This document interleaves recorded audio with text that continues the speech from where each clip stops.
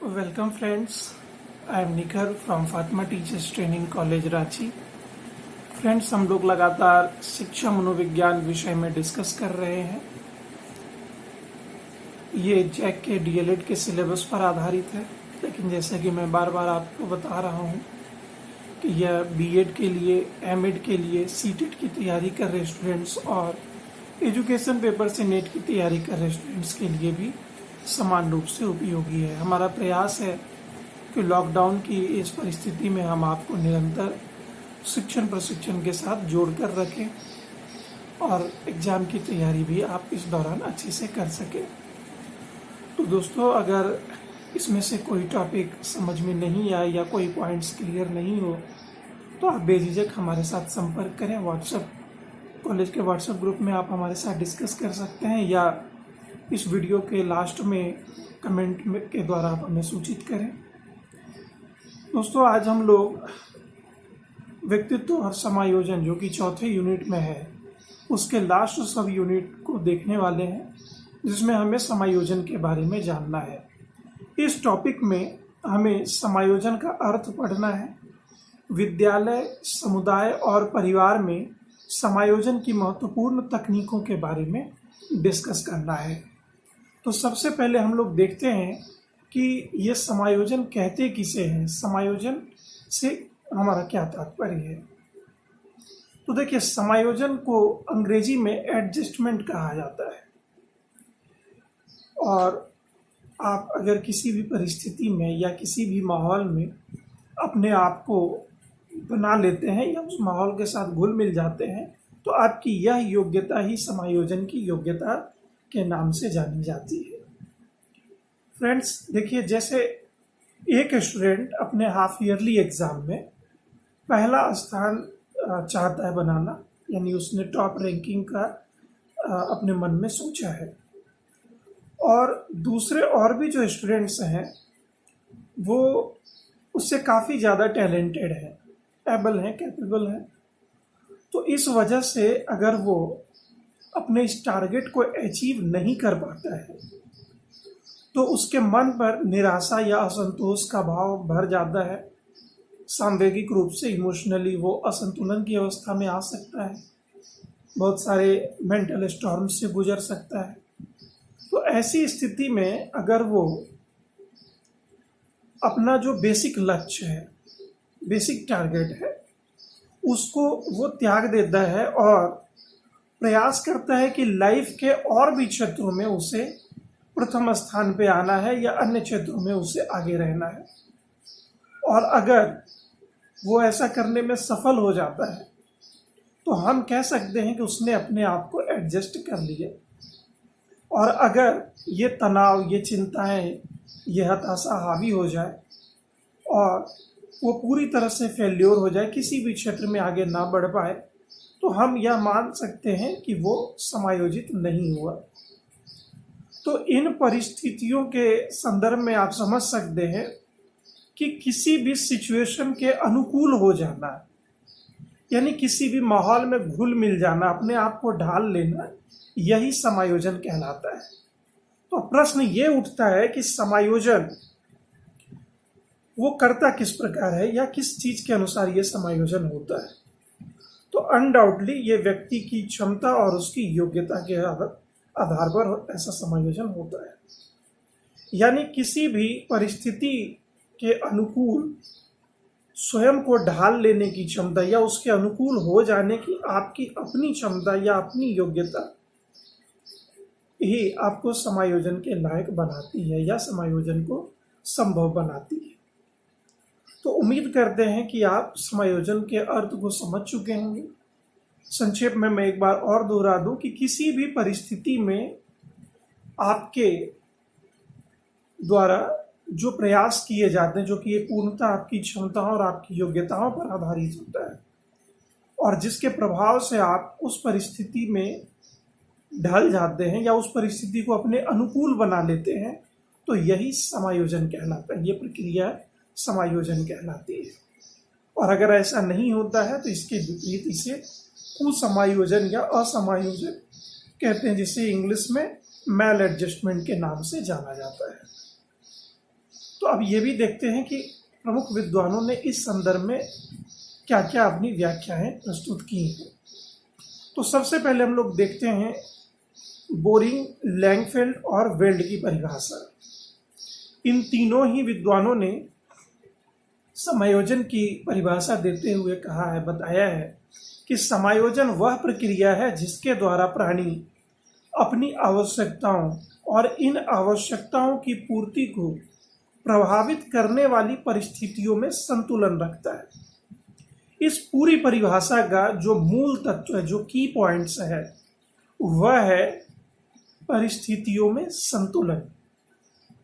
यानी किसी भी परिस्थिति में स्वयं को संतुलित बनाए रखने की आपकी योग्यता या आपकी क्षमता ही एडजस्टमेंट कहलाती है, या एडजस्टमेंट की क्षमता कहलाती है। दूसरी परिभाषा गेट्स महोदय ने दिया है। उन्होंने कई अन्य विद्वानों के साथ मिलकर समायोजन की परिभाषा इस प्रकार से दी है कि समायोजन निरंतर चलने वाली प्रक्रिया है जिसके द्वारा व्यक्ति अपने और अपने वातावरण के बीच संतुलन संबंधित रखने के लिए या संतुलन को बनाए रखने के लिए अपने व्यवहार में परिवर्तन करता है। यहाँ पर भी संतुलन की पॉइंट्स है और इसमें एक पक्ष को उन्होंने जोड़ा है कि इस संतुलन को बनाए रखने के लिए वो अपने व्यवहार में परिवर्तन करता है। यानी गेट्स महोदय का ये मानना है कि जो समायोजन की प्रक्रिया है वो निरंतर चल रही होती है, निरंतर चलती रहती है। इस दौरान वातावरण के अन्य शक्तियों के साथ अपना संतुलन स्थापित रखने के लिए, संतुलन को मेंटेन रखने के लिए आप स्ट्रेटजी के तौर पर, रणनीतिक तौर पर अपने व्यवहार में कुछ परिवर्तन ले आते हैं। यही गेट्स महोदय के अनुसार समायोजन। अब गेट्स महोदय ने अपने इस परिभाषा में संशोधन करते हुए एक अन्य परिभाषा बाद में प्रस्तुत किया। उन्होंने बताया कि असमायोजन व्यक्ति और उसके वातावरण में असंतुलन का उल्लेख करता है।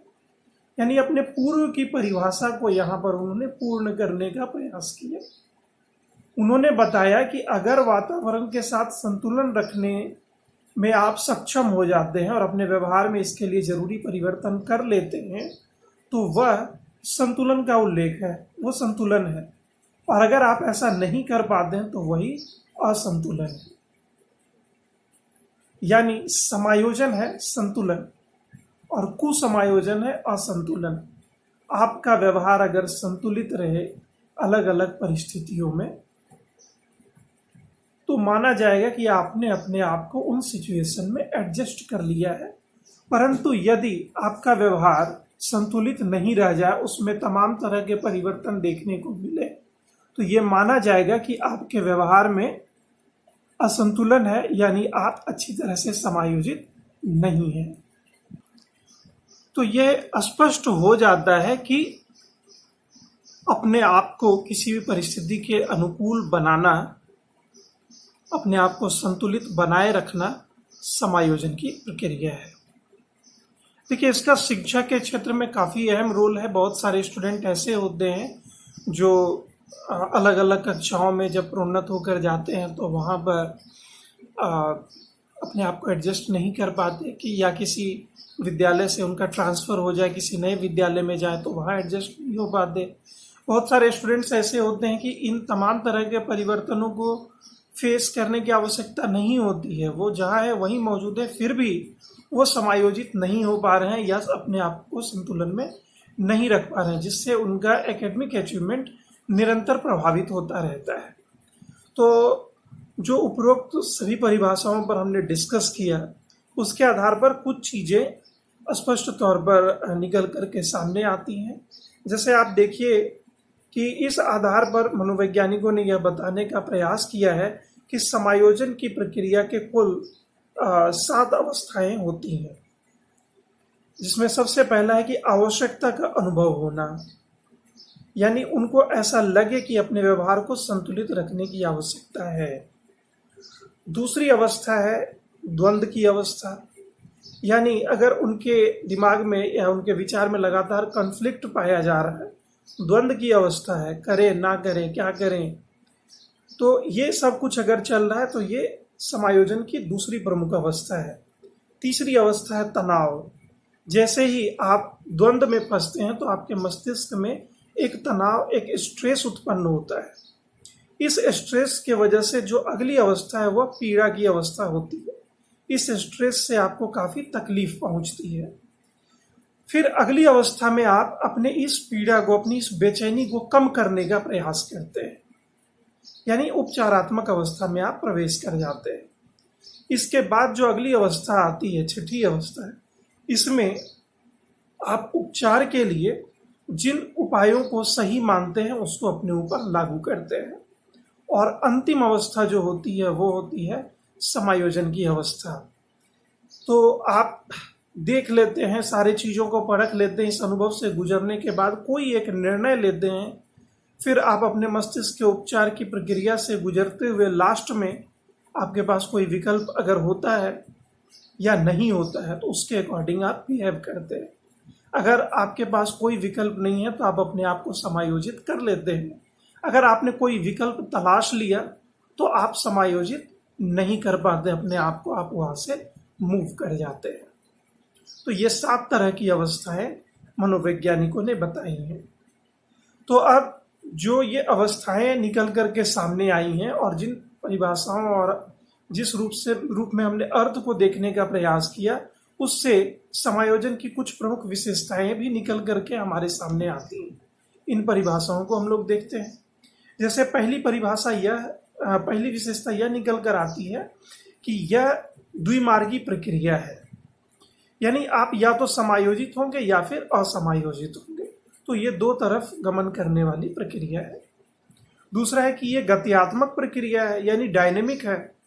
आप इसमें किसी भी परिस्थिति में रिएक्ट किए बिना नहीं रह सकते। इन 7 अवस्थाओं से होकर आपको गुजरना ही होता है किसी भी परिस्थिति में। हाँ, रिजल्ट ये आपके हाथ पर होता है, आप समायोजित होंगे या असमायोजित होंगे। तो इस प्रक्रिया के एक एक स्टेप से चूंकि आपको गुजरना है, यानी यह एक गतिशील प्रक्रिया है। इसके बाद आप देखेंगे कि अगली विशेषता है कि यह उद्देश्यमुखी प्रक्रिया है, यानी इसका उद्देश्य निर्धारित है।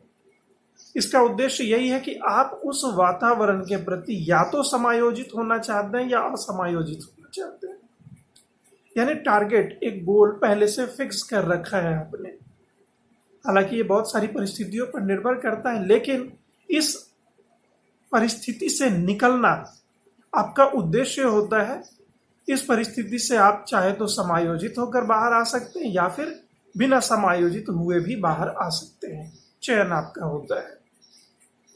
इसके बाद अगली जो विशेषता है वह है कि समायोजन अगर नहीं हो पाया तो इससे कुंठा का जन्म होता है, या फिर कह सकते हैं बहुत तरह के जो कॉम्प्लेक्सेज होते हैं उनका जन्म होता है।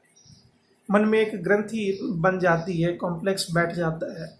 अगर आप समायोजित होकर के निकले हैं तो एक सुपेरियोरिटी की फीलिंग्स या एक सुपेरियोरिटी कॉम्प्लेक्स आपके अंदर डेवलप होता है।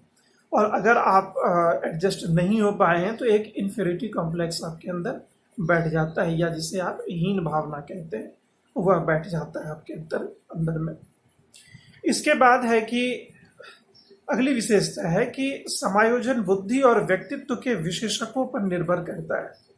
आपकी बुद्धि और आपका व्यक्तित्व, इसमें कौन कौन सी इंपॉर्टेंट विशेषताएं हैं, ये निरंतर आपके समायोजन की प्रक्रिया को प्रभावित करता है। देखिए, बुद्धि को एक अन्य नाम से जाना जाता है। बुद्धि को कहा जाता है समायोजन की क्षमता। जो व्यक्ति अपने आप को किसी भी माहौल में, परिस्थिति में एडजस्ट कर लेता है, समायोजित कर लेता है, उसे बुद्धिमान भी माना जाता है। तो आपकी बुद्धिमत्ता और आपका व्यक्तित्व भी इसके साथ जुड़ा हुआ है। अगली विशेषता है कि समायोजन के लिए अभिप्रेरणा का महत्व भी काफी हद तक होता है। जैसे अगर आप किसी परिस्थिति में अपने आप को एडजस्ट नहीं कर पा रहे हैं तो उस समय किसी विशेषज्ञों के द्वारा या जो उन परिस्थितियों से गुजर चुके हैं उनकी कीमती सलाह से आप अपने आप को वहां पर एडजस्ट करने में सक्षम हो जाते हैं। तो वो व्यक्ति जो आपको सजेशन दे रहा है, वो सजेशन के तौर पर आपको प्रेरित कर रहा है, वो आपसे कह रहा है कि आप इस परिस्थिति से उबर सकते हैं, इससे आप निकल सकते हैं। अगली विशेषता है कि व्यक्ति कुछ परिस्थितियों में एडजस्ट हो जाता है और कुछ परिस्थितियों में एडजस्ट नहीं हो पाता है। तो ये बिल्कुल सही बात है। ये पूरी तरह से चूंकि आपका चयन होता है, तो कई बार ऐसा देखा गया है कि आप या तो एडजस्ट हो जाते हैं या फिर एडजस्ट नहीं कर पाते हैं। और जो अगली और अंतिम विशेषता है समायोजन की, वह है कि समायोजन की प्रक्रिया आमतौर पर कई परिस्थितियों में समान होती है। तो ऐसा है कि एक व्यक्ति अगर किसी एक परिस्थिति में समायोजित होने की क्षमता रखता है, तो आप यकीन मानिए कि वो अन्य क्षेत्रों में भी समायोजन की क्षमता अपने अंदर धारण करता है। यही वजह है कि कुछ लोग अपवाद स्वरूप एक आध दो जगह कहीं पर फेल हो जाते हो, एडजस्ट नहीं कर पाते हो अपने आप को। हो सकता है वह उनके व्यवहार पर या उनके स्वास्थ्य पर काफ़ी फैटल इम्पैक्ट डालता हो, एक कह सकते हैं बुरा, मतलब जानलेवा जैसा, मतलब जानलेवा टाइप का उनके ऊपर प्रभाव डालता हो, यानी जिसमें जीवित रखना, अपने आप को सुरक्षित रखना पॉसिबल नहीं हो। तो वैसे कुछ जगहों पर हो सकता है कि वो एडजस्ट नहीं हो पाते हों। लेकिन जनरली ऐसा देखा गया कि जो व्यक्ति एक जगह समायोजित हो गया, वो अन्य जगह पर भी समायोजित अपने आप को कर लेता है। लेकिन बहुत सारे लोग ऐसे हैं जो अपने आप को किसी भी जगह पर समायोजित नहीं कर पाते हैं। उन्हें कितनी भी अच्छी इस परिस्थिति में रख दिया जाए, आप देखेंगे कि वो एडजस्ट नहीं कर पा रहे हैं। तो ये समायोजन की कुछ प्रमुख विशेषताएं थी जो इन परिभाषाओं से निकलकर सामने आई। अब एक प्रश्न ये उठता है कि अगर एक व्यक्ति जो काफी हद तक समायोजित है, अच्छे से समायोजित है, वेल एडजस्ट है, तो उसके अंदर कौन कौन सी विशेषताएं देखने को मिलती हैं। तो हम लोग पॉइंट वाइज इसको देखते हैं। पहला है संतुलन, यानी वो संतुलित रहता है। दूसरा है द्वंद्वात्मक स्थितियों से उबरने की क्षमता। कभी भी मानसिक द्वंद्व की स्थिति में अगर वह फंसता है तो अपने आप को उससे निकालने में वो सक्षम होता है। इसके बाद आप देखेंगे कि चिंताग्रस्तता का अभाव, यानी वो व्यक्ति कभी चिंतित नहीं होता, प्रसन्न मुद्रा में रहता है, हमेशा शांत रहता है। इसके बाद जो अगली विशेषता उस व्यक्ति में आप देखेंगे कि उसकी कथनी में और उसकी करनी में बहुत ज्यादा फर्क नहीं होगा। वो जो बोलता है वही वो करता है। ऐसा नहीं करने वाले व्यक्ति में आप देखेंगे कि वो स्वयं इस द्वंद्व को अपने अंदर आमंत्रित कर लेते हैं, इनविटेशन देते हैं उस द्वंद्व को, और जिसके परिणाम स्वरूप उन्हीं पर सर्वाधिक इस चीज का असर पड़ता है। यही वजह है कि बहुत जगहों पर हमें सिखाया जाता है कि हम जो रियल है उसी चीज को बोलें, जो रियल है उसी को समझने का प्रयास करें, क्योंकि खामियाजा अंततः हम ही को भुगतना होता है। इसके बाद जो अगली विशेषता आप उस व्यक्ति में देखेंगे वह है कि परिस्थिति के अनुसार अपने व्यवहार में परिवर्तन लाने में वह समर्थ होता है। वह किसी भी सिचुएशन में अपने आप को ढाल लेता है, तुरंत अपने बिहेवियर में चेंज ले आता है। लेकिन जो व्यक्ति कुसमायोजित होता है उसमें आप देखेंगे कि वह एक ही तरह का व्यवहार हर परिस्थिति में दिखाता है, जिसके वजह से उसे एडजस्ट होने में काफी समस्या आती है। इसके साथ साथ अगली विशेषता उस व्यक्ति में आप देखेंगे प्रायः वह संतुष्ट रहता है, क्योंकि उसे अपनी क्षमताओं पर भरोसा है और वो इस बात को भी समझता है कि अपने व्यवहार से या अपनी योग्यताओं के आधार पर हम किसी भी परिस्थिति से बाहर निकल सकते हैं। तो वो सदा संतुष्ट रहता है। इसके साथ साथ अगली विशेषता आप उस व्यक्ति में देखेंगे अपने और दूसरे व्यक्ति में अपने साथ साथ वो दूसरे व्यक्ति को समझने की जो संवेदनशीलता है वो उसमें पाई जाती है। वह किसी भी परिस्थिति को समझने का प्रयास करता है, एक तो अपने तरफ से भी और दूसरा उस व्यक्ति की ओर से भी इस चीज को समझने का प्रयास करता है। अगली विशेषता आप देखेंगे कि उसे स्वयं पर भी भरोसा होता है और दूसरे व्यक्ति पर भी उसे विश्वास होता है। अगली विशेषता आप देखेंगे कि वो लोगों के साथ वैसे ही व्यवहार को प्रदर्शित करता है जैसा व्यवहार उस विशेष परिस्थिति में उसे दिखाना चाहिए, यानी वो परिस्थिति के अनुकूल व्यवहार करने में सक्षम होता है। और अंतिम विशेषता आप कह सकते हैं कि वो रियल चीज़ों को देखने वाला होता है, यानी यथार्थ दृष्टा होता है। जो चीज़ें वास्तविक रूप में मौजूद है उसे वो उसी रूप में देखने का प्रयास करता है। तो इतने सारे चीज़ों को देखकर हम समझ चुके होंगे अभी तक कि समायोजन वास्तव में संतुलन की वह अवस्था है जब हम अपने आप को किसी भी माहौल या परिस्थिति के अनुकूल बना लेते हैं या अपने व्यवहार में उसी के अनुकूल कुछ परिवर्तन ले आते हैं। तो इसका शैक्षणिक उपयोग क्या है, हमें ये टॉपिक क्यों पढ़ना होता है, इस चीज़ को समझना हमारे लिए ज़रूरी है। देखिए, मैंने जैसा कि शुरू में ही आपको बताया कि बहुत सारे स्टूडेंट ऐसे होते हैं जो अपने आप को विद्यालय के माहौल में या अपने परिवार में या अपने सोसाइटी में अपने आप को एडजस्ट नहीं कर पाते हैं, स्वयं को उसके अनुकूल नहीं बना पाते हैं, या व्यवहार में जैसी आवश्यकता जैसे परिवर्तन की आवश्यकता होनी चाहिए वैसा परिवर्तन लाने में वो सक्षम नहीं होते हैं।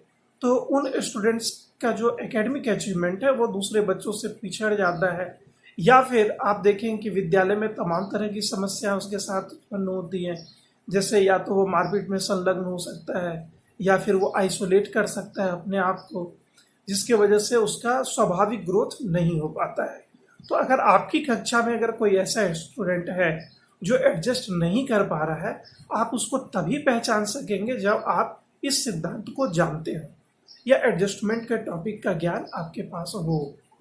तो हमारे सिलेबस में जो लिखा हुआ है वो अगला पॉइंट ये है, चौथे यूनिट का तीसरे सब पॉइंट का लास्ट टॉपिक ये है कि विद्यालय में, समुदाय में या परिवार में जो समायोजन की आवश्यकता होती है उसके संदर्भ में हमारा अगला टॉपिक है। तो हम प्रयास यह करेंगे कि हमारे अगले वीडियो में इस टॉपिक पर प्रकाश डाला जाए, इस पर डिस्कस किया जाएगा। लेकिन समझने के लिए मैं आपको बता दूं कि इसमें तरह तरह के विद्वानों ने अपने हिसाब से समायोजन के कुछ मॉडल बताए हैं या फिर उन्होंने समायोजन के तकनीकों पर अपना योगदान दिया, उस पर डिस्कस उन्होंने किया है। तो समायोजन की जो टेक्निक बताई गई है उसमें दो स्कूल्स ऑफ थॉट्स का काफ़ी योगदान रहा है। एक है व्यवहारवादियों का और दूसरा है मनोविश्लेषणवादियों का। तो व्यवहारवादियों ने वातावरण निर्मित करने पर अपना ध्यान केंद्रित किया। उनका कहना है कि ऐसा वातावरण निर्मित किया जाए जिसमें विशेष रूप से प्रशिक्षण के द्वारा लोगों को या बालकों को समायोजित होने की शिक्षा प्रदान की जाए। और मनोविश्लेषणवादियों ने अपने तर्क के हिसाब से ही उन्होंने यह समझाने का प्रयास किया है कि जब भी मन में द्वंद्व की अवस्था उत्पन्न होती है उसी से समायोजन की समस्या उत्पन्न हो जाती है।